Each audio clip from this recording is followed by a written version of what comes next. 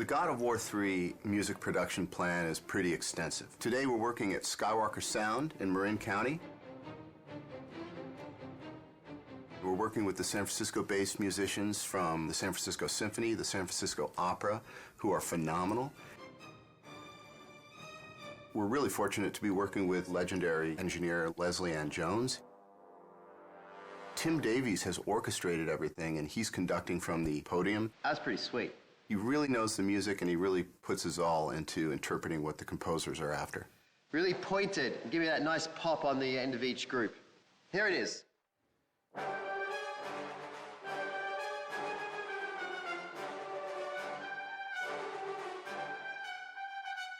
Beautiful, thank you. The music originally comes in from the composer in what we call a mock-up, which is basically he's using his synthesizers and samplers and, we call them fake strings, fake brass, fake choir, to assemble the composition. And then once it's approved, it comes to me to translate that and put it on paper for the orchestra. It's damn expensive to have an orchestra sitting there, so my job is to make sure that everything's spotless on the page in their language.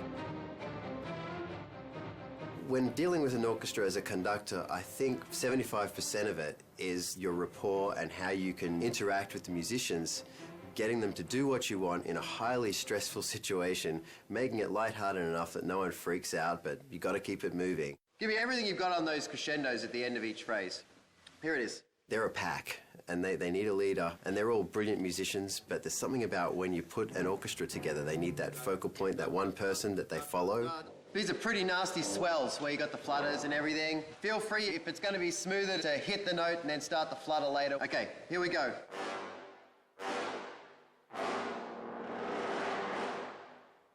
They can smell when you walk into the room if you can do it and if they're going to go with you. I've been lucky that, they like me, and I've been here a lot to the ranch to conduct. And, it works really well, and they're a great orchestra.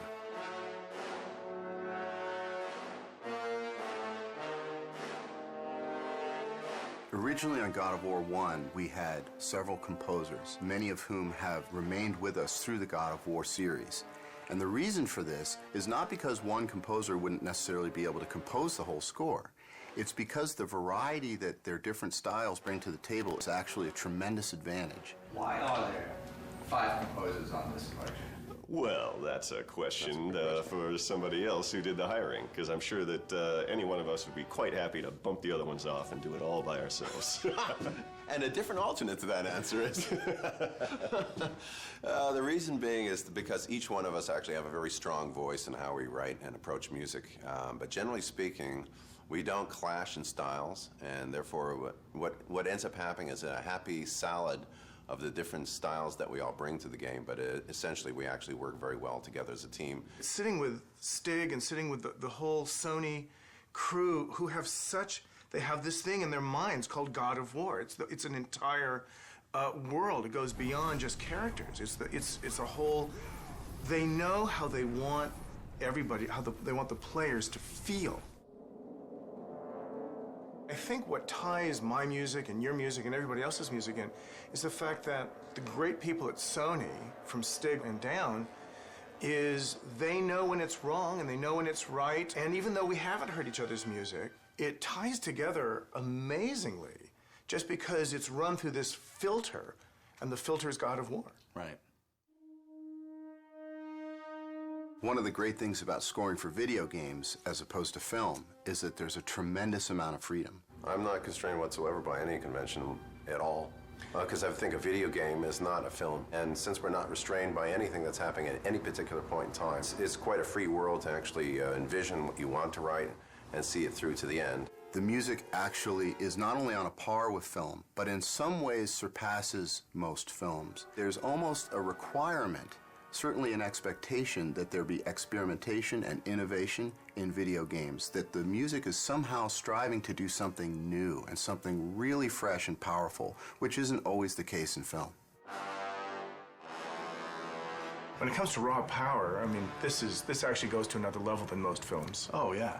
Yeah, we have to write music that must exist and take care of the atmosphere that you're in and add to the intensity of the battles that you're in. It's kind of carte blanche. We get to write these amazing sounding scores and have it backed by 40-plus piece string section, 20-plus piece brass sections. The sky's the limit. We use a oversized brass section, so it's double the size of a normal standard orchestral brass section, just to give us this massive power and this huge low end. Guys that play low instruments, all they want to do is play low, and so we give them that opportunity. You get to unleash and not hold back, because the game never holds back, never. I talked to the orchestra and I said, if you have any moment that you have all of a sudden a feeling of lyrical beauty coming your way, ignore that completely and just go for the brutal, brutish, aggressive mentality of this score, and you'll never go wrong. That's hugely fun. And it's so much more fun to write bad music than to write, good music. This is one of those games that actually lets you go all the way to the end of how big could it be, how nasty could it be. And it's great to do that. Of course, at the end of it, you just want to do a romantic comedy with some clarinets and...